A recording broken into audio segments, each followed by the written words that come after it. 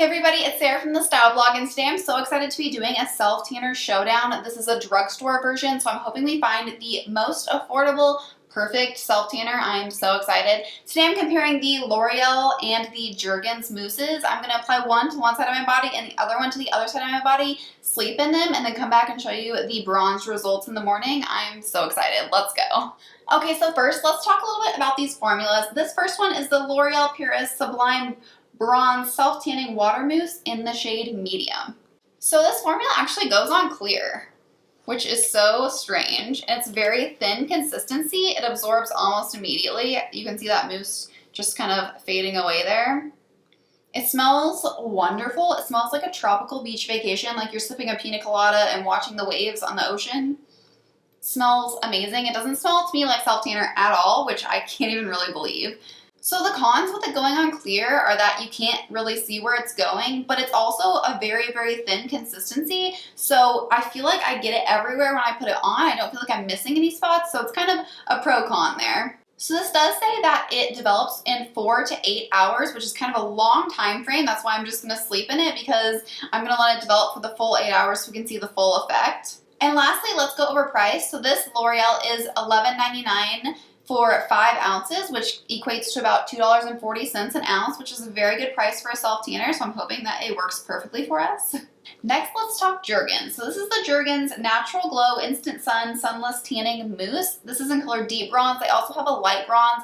However, given the choice, I am always going to go with the darkest color of self-tanner.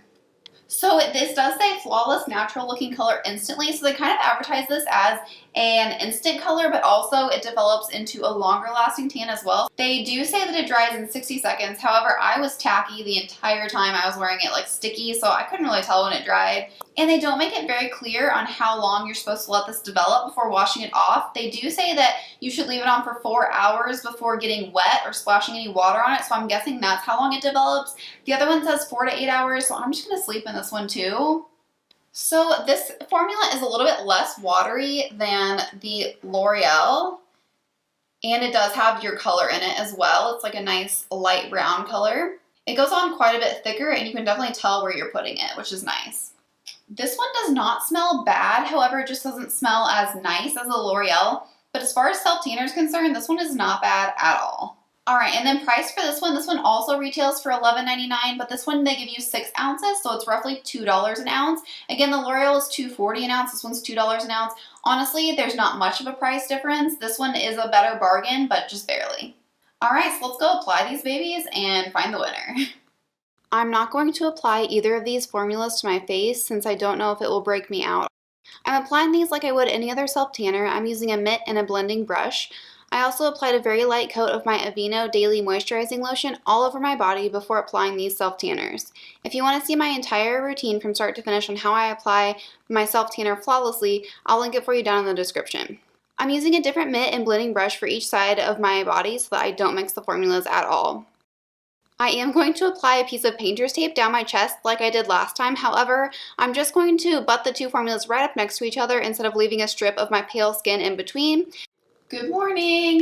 So I slept in this last night and I still feel like a very sticky, gross mess. I don't really like the feeling of either of these formulas, but it's okay because I'm getting ready to go shower it off, which I'm so excited for. So remember, this side was the L'Oreal and this side is the Jergens. As of right now, I feel like the L'Oreal side looks a little bit darker, but we'll see how it washes off in the shower. Okay, so I'm going to go shower and get ready for the day and then show you what it actually looks like all washed off, and I'm so excited to be clean and no longer sticky and smelly. Okay, I am back and I'm showered. I feel so clean and so much better getting that sticky self-tanner off, but I have to say that I am pretty happy with these results. So again, just a reminder, this side is the L'Oreal and this side is the Jergens. Okay, I took my straps off so you can see a little bit better. So I do feel like the L'Oreal covered up my natural tan lines just a little bit better.